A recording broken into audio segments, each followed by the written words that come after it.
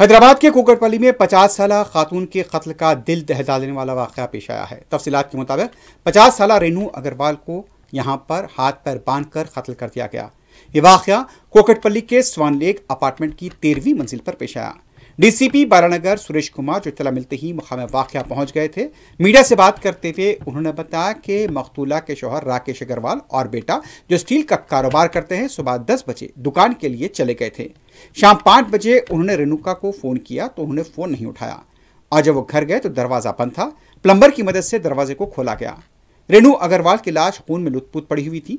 बताया गया कि हाल ही में झारखंड के एक शख्स को मुलाजमत पर रखा गया था और ये काम उसी का हो सकता है। मकतूला के गले को चाकू और रेजर ब्लेड से काटा गया और उनके सर पर प्रेशर कुकर से भी हमला किया गया। मुश्तबा हमलावर अपार्टमेंट से निकलते हुए सीसीटीवी में देखे गए हैं। आसपास के सीसीटीवी की भी जांच की जा रही है। बाइक पर भी 2 लोग जाते हुए देखे गए। ये समझा जा रहा है कि झारखंड के मुलाजिम और उसके साथी ने मिलकर यह घिनौना जुर्म किया है। इस वाक़े से इलाके में सनसनी देखी गई है। मुलजिमीन की तलाश के लिए खुसूसी टीमें भी तश्कील दे दी गई हैं।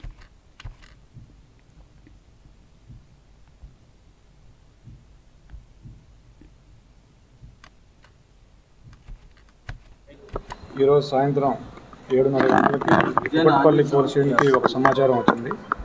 ఆ సమాచారం ప్రకారం దాదాపుగా 50 సంవత్సరాల వయసున్న ఒక మహిళ హత్యకు గురైందని ఆ సమాచారం సారాంశం. దాంతో మా ఇన్స్పెక్టర్ అండ్ టీం అందరూ వచ్చి చూడగా ఒక మహిళ 50 సంవత్సరాల వయసున్న మహిళ ఆవిడ హత్యకు గురై ఉంది. ఆవిడ ఒంటి మీద కత్తిపోట్లు ఉన్నాయి. సీజర్ తోటి మేము క్షుణ్ణంగా పరిశీలిస్తే సీజర్ తోటి చాకులతోటి 2-3 చాకులు కూడా వాడి గొంతు కూడా కట్ చేసి చంపినట్టుగా కనిపిస్తూ ఉంది. ప్రైమరీ సస్పెక్ట్స్ వాళ్ళ ఇంట్లో పనిచేసే జార్ఖండ్కి చెందిన వ్యక్తి. అతను చేసినట్టుగా మేము అనుకుంటున్నాము. 20 ఇయర్స్ ఉన్నాయి అతనికి. సో అతన్ని ఇంట్లోంచి వెళ్ళడం, తర్వాత 2 వీలర్ మీద బయటకు వెళ్ళడం ఇంకొక సర్వెంట్తో కలిసి అవన్నీ కూడా రికార్డ్ అయినాయి. We are searching for them.